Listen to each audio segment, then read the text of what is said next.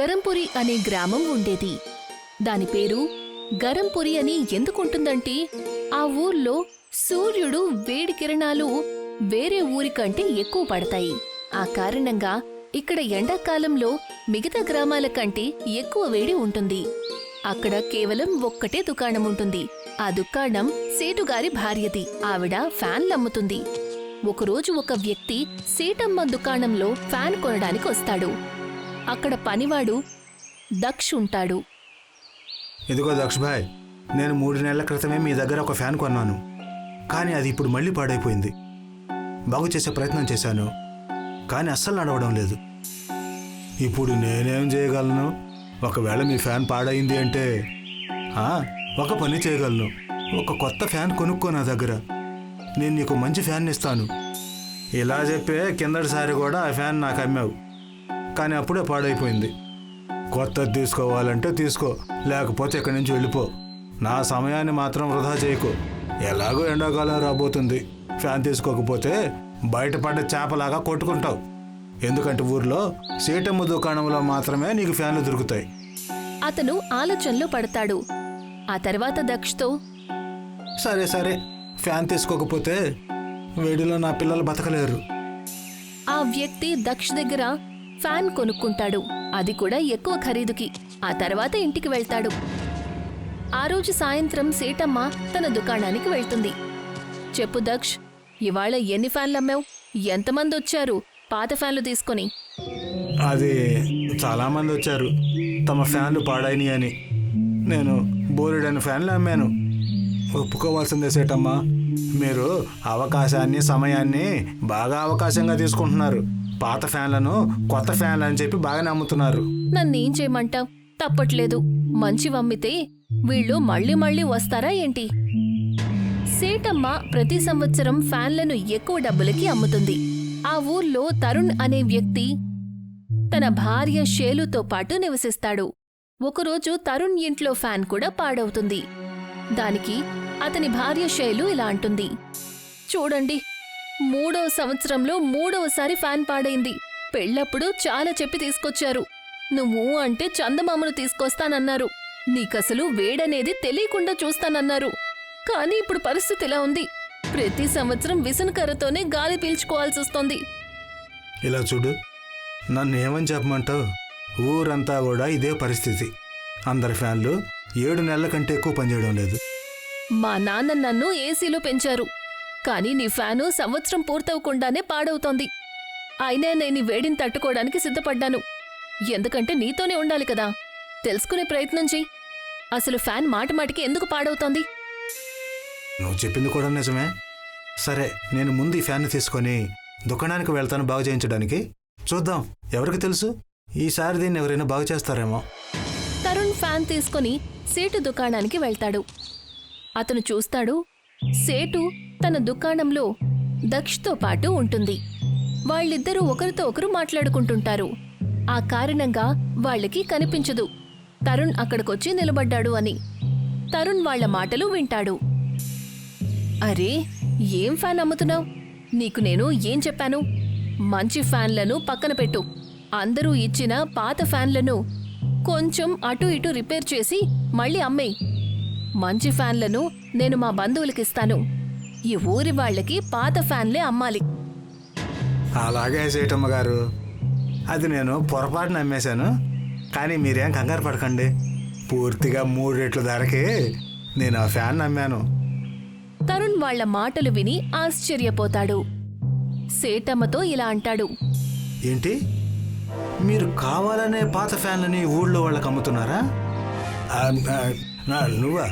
నువ్వు ఇక్కడికి ఎప్పుడు వచ్చావు? నేను ఎప్పటి నుంచో ఇక్కడే ఉన్నాను.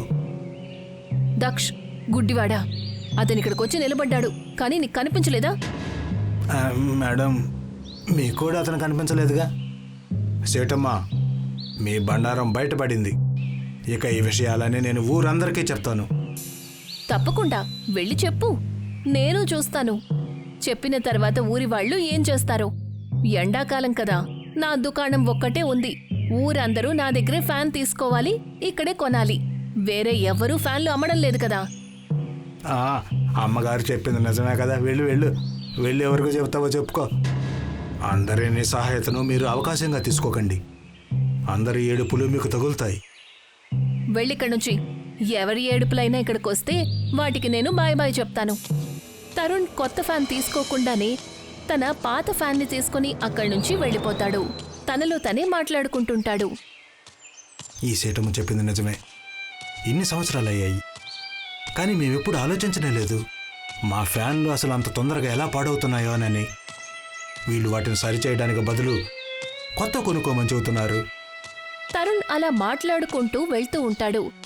అప్పుడే తనకి ఒక విదేశీ వైజ్ఞానికుడు కనిపిస్తాడు. అతను తరుణ్ని చూసి ఇలా అడుగుతాడు. హలో, మీరు ఈ ఊర్లోనే నివసిస్తున్నారా? అవును. ఏమైంది?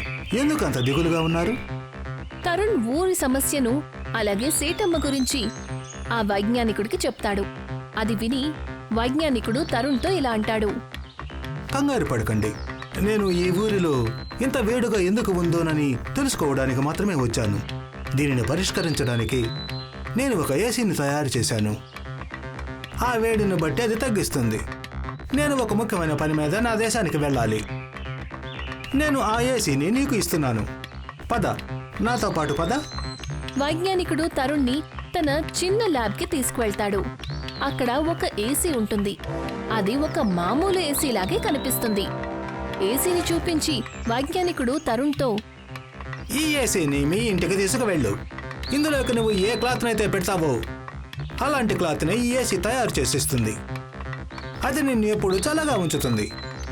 ఎంత చల్లగా అంటే ఎండాకాలంలో కూడా చలి వేస్తుంది. నిజంగానా? నిజముగా. నేను దీనిని ఎందుకు ఇస్తున్నాను అంటే నేను నా దేశానికి త్వరగా తిరిగి వెళ్ళాలి. మా పిల్లి మా రిమోట్ బటన్ని మింగేసిందట, అందుకని. ఏంటి? ఏం లేదులే, నువ్వు దీనిని ఇక్కడి నుంచి తీసుకుని వెళ్ళు. ఎక్కడ పెట్టుకుంటావో అక్కడ పెట్టుకో. ఆ తర్వాత ఇందులో నుంచి బట్టలు తీసుకోవచ్చు. తరుణ్ ఏసీని తీసుకుని తన ఇంటికి వెళ్తాడు. జరిగిందంతా తన భార్య శైలుకి చెప్తాడు. తన భార్య శైలు ఇలా అంటుంది. ఏమండి, దీన్ని ఆన్ చేసి చూడండి. ఎవరికి తెలుసు, నిజంగా బట్టలొస్తాయేమో. అయినా ఈ ఏసీ రిమోట్ మీద ఒక్కటే బటన్ ఉంది. అయితే నాకు ఇందులో నుంచి గాలొస్తుందని అనిపించడం లేదు. తరుణ్ ఏసీని ఆన్ చేస్తాడు. ఎప్పుడైతే ఏసీని ఆన్ చేస్తాడో అప్పుడు ఏసీలో నుంచి ఒక కిరణం వచ్చి తరుణ్ని స్కాన్ చేస్తుంది. ఏసీలో ఎక్కడి నుంచైతే గాలొస్తుందో అక్కడి నుంచి డ్రెస్ బయటకొస్తుంది. కాకపోతే ఆ డ్రెస్కి ఒక పెద్ద చందమామ ఉంటుంది. ఈ ఏసీ నిజంగానే టీషర్ట్ ఇచ్చింది. త్వరగా దాన్ని వేసుకొని చూడండి. తరుణ్ వెంటనే ఆ షర్ట్ని వేసుకుంటాడు. ఎప్పుడైతే షర్ట్ వేసుకుంటాడో అప్పుడు తనకి ప్రశాంతంగా చల్లగా అనిపిస్తుంది. ఏదో అసలు వేడే లేదు అన్నట్టు. ఆహా, ఇంతవరకు ఇప్పుడు కూడా ఇంత బాగా అనిపించలేదు. నువ్వు కూడా ఇందులో నుంచి ఒక డ్రెస్ తీసుకో. నేనే ఎందుకు, మొత్తం ఊరంతా బట్టలు తీసుకుంటుంది. చూడండి నేను సేటు వ్యాపారాన్ని ఎలా ఫ్లాప్ చేస్తానో. మరుసటి రోజు శైలు ఇంకా తరుణ్ ఏసీని పెట్టుకుని ఒక దుకాణం తెరుస్తారు. ఊరి వాళ్లందరికీ ఏసీ బట్టలు అమ్ముతారు. నెమ్మది నెమ్మదిగా ఊరి వాళ్లు ఫ్యాన్లు కొనుక్కోవడం మానేస్తారు. ఎందుకంటే ఇప్పుడు వాళ్ల దగ్గర ఏసీ బట్టలున్నాయి. ఒకరోజు సేటమ్మ దక్షిని ఇలా అడుగుతుంది. ఏమైంది? వ్యాపారం ఎందుకు నడవడం లేదు? ఎండాకాలం నడుస్తోంది, కానీ నువ్వు ఒక్క ఫ్యాన్ కూడా అమ్మడం లేదు. దక్ష్ ఏసీ బట్టల గురించి అన్ని విషయాలు సేటమ్మకు చెప్తాడు. అది విని సేటమ్మ ఇలా అంటుంది. అయితే ఇదన్నమాట విషయం. అవునమ్మగారు, నేను ఇది కూడా చూశాను. ఈ తరుణ్ ఆ ఏసీని ఎక్కడైనా పెట్టగలుగుతున్నాడు. దాన్ని తీసుకుని తిరుగుతున్నాడు కూడా. అయితే ఇంకేముంది, మనం ఆ ఏసీని దొంగిలించాలి. సేటమ్మ ఏసీని దొంగిలించడం గురించి ఆలోచిస్తుంది. ఒకరోజు ఉదయాన్నే ఎప్పుడైతే తరుణ్ తన దుకాణాన్ని తెరుస్తాడో అప్పుడు దక్ష్ తరుణ్ దుకాణం దగ్గరికి వస్తాడు. ఇదిగో తరుణ్, నీ భార్య శైలు కింద పడిపోయింది. ఆమె నిన్నే పిలుస్తుంది. ఏంటి? ఎలాగా? నేను ఇప్పుడే వెళ్తాను. తరుణ్ ఆ కబురు వినగానే తన భార్య శైలు దగ్గరికి పరిగెడతాడు. సేటమ్మ అక్కడికి వెళ్తుంది. భలే భలే ఆలోచన చేశాను. నిజంగా నేను కూడా భలే నాటకం ఆడాను. అమ్మగారిలో ఉండి ఉండి ఆ మాత్రం నేర్చుకోవాలి కదా. సరే, త్వరగా ఏసీ తీసుకుని మా ఇంటికి పద. దక్ష్ ఏసీని తీయబోతాడు. కాని తను చూసేసరికి ఏసీ పైన ఏదో రాసుంటుంది. అమ్మగారు, దీని మీద ఏదో రాసి ఉందా? Anti thief. ఏదో యాంటీ థీఫ్ అని రాసింది. అయితే నేనేం చేయాలి? పదా, దీన్ని త్వరగా తీసుకురా. వాళ్ళు ఏసీని దొంగిలించి సేటమ్మ ఇంటికి చేరుకుంటారు. ఏసీని గోడకు తగిలిస్తారు. అమ్మగారు, ఆన్ చేయనా? ఖచ్చితంగా ఆన్ చెయ్యి. దక్ష్ ఏసీని ఆన్ చేస్తాడు. అందులో సరిగ్గా వాళ్లలాగే కనిపించే బట్టలు వస్తాయి. కాని ఈసారి చందమామకు బదులు వాటిమీద సూర్యుడు ఉంటాడు. సేటమ్మ ఇంకా దక్ష్ ఇద్దరూ కొత్త ఏసీ బట్టల్ని వేసుకుంటారు. కాని వాళ్ళకి చలికి బదులు వేడిగా అనిపిస్తుంది. అరే, ఇందులో నుంచి చాలా వేడొస్తోంది. ఉండు, నేను ఈ బట్టలు మార్చుకుని వస్తాను. అమ్మగారు, ఈ బట్టలు రావడం లేదు, అతుక్కుపోయాయి మనకి. ఇది యాంటీ థీఫ్ వల్ల అవుతుంది. ఇక మనం దీన్ని తిరిగి తరుణ్కి ఇవ్వాల్సిందే. ఇద్దరూ ఏసీని తీసుకుని తరుణ్ దుకాణానికి వెళ్తారు. జరిగిందంతా కూడా చెప్తారు. అక్కడ షేలు కూడా నిలబడి ఉంటుంది. ఏమైంది? దోచుకున్నది సరిపోలేదా? ఇప్పుడు అబద్ధాలు చెప్పి దొంగతనాలు చేస్తున్నారు? లేదు, మేం మిమ్మల్ని క్షమించలేము. చూడమ్మా, దయచేసి క్షమించు, చాలా వేడిగా ఉంది. ఒకే ఒక షరతు మీద మేము మిమ్మల్ని క్షమిస్తాం. నేను అన్నిటికీ ఒప్పుకుంటాను. ఊరి వాళ్ళందరికీ మంచి ఫ్యాన్లు ఇవ్వండి. ఊరు వదిలి వెళ్ళిపోండి. ఇంకెప్పుడు ఇక్కడికి తిరిగి రావద్దు. సరే, ఒప్పుకుంటాను. తరుణ్ వాళ్ళిద్దరినీ క్షమిస్తాడు.